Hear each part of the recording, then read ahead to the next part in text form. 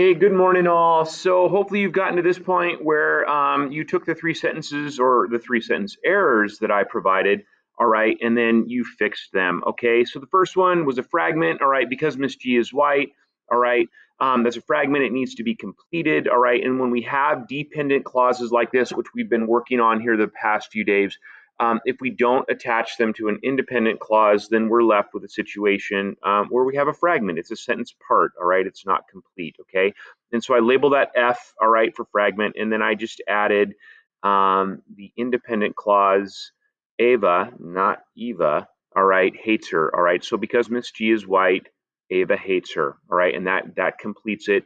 And here we have a complex sentence, okay, and no longer a sentence fragment. All right, number two, the class is diverse. They are divided. Okay, this is a comma splice because originally a comma was there between the two, and commas cannot join independent clauses. So I have to use one of the approved types of glue. Here I opted to use a semicolon. They're pretty closely related. I can make that work.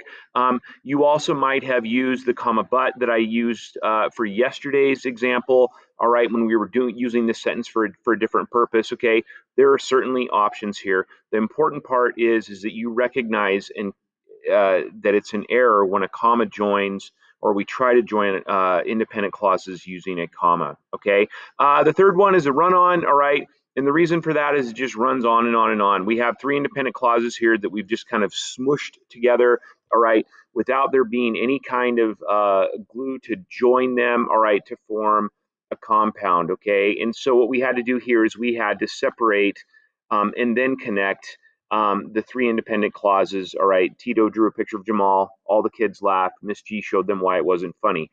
This is how I opted to do it. For the first one, I used a comma, fanboys. I used and. Tito drew a picture of Jamal, comma, and that all the kids laughed. All right.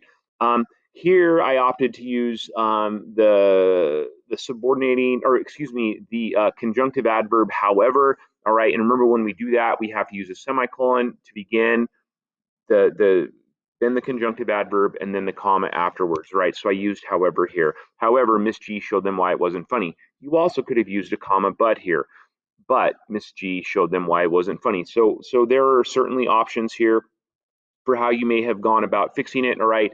What we were most concerned about was that you saw that there were three independent clauses here and you recognized that they couldn't just be smushed together, that they had to be separated and then joined, all right, with the appropriate type of glue. All right. Hopefully that helps. Happy Thursday. If you need anything, reach out, my friends.